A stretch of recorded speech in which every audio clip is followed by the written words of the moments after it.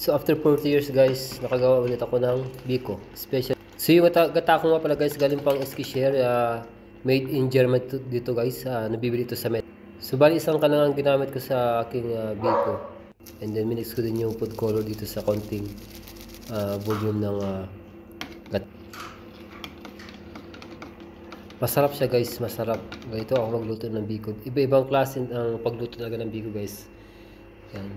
Lagyan natin ng condensed milk. Instead na sugar, condensed milk kasi mas masarap guys kasi milk to. Yan. So ihulog na natin ng ating gata na may food color. So hindi ko masyadong nilagyan guys ng food color para hindi masyadong matingkad yung kulay. So ganyan yung slight lang yung kulay niya guys. Haluin lang natin guys hanggang sa maalis yung kanyang gata. Depende sa inyo guys kung gagamit kayo ng pandalawang gataan. Kasi minsan guys, ang pagluto niyan guys, unang gata, tapos pangalawang gata, yung pinakang malapot na gata. Sa akin, isahan ko na lang nila. So yan, ready na guys. Lagyan natin sa ating lagayan. And after nyan guys, ilalagay natin sa ating oven. So bago natin ilagay sa ating oven yan, ikalat lang muna natin siya. Spread natin yung ating biko. And lalagyan natin siya ng toppings. So masarap siya guys, depende sa iyo kung gusto niyo leche flan na toppings, mas masarap.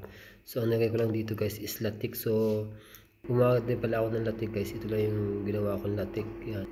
Bali pakakatiin lang natin siya guys, para maging siya latik. Sa probinsya namin kasi ang tawag dito is latik yan. So nag-absorb na siya, so nagiging na siyang brownie. After nyan, ito yung tinatawag na latik guys, mabango to. Hindi nakakalam na tip ang tawag dito sa aming probinsya yan. So mabango siya yung lalagyan natin toppings. So nagyan natin siya guys ng toppings. Ikalat lang natin, budbud. Yan. So depende sa inyo guys kung pwede nyo gamitin yung granules na coconut. Tapos ano lang nyo, gawing brownie. Medyo pagka toasted. So ito na guys, ito na yung kinalabasan. And nalagyan pa natin siya guys ng caramel. Yan. Caramel to guys.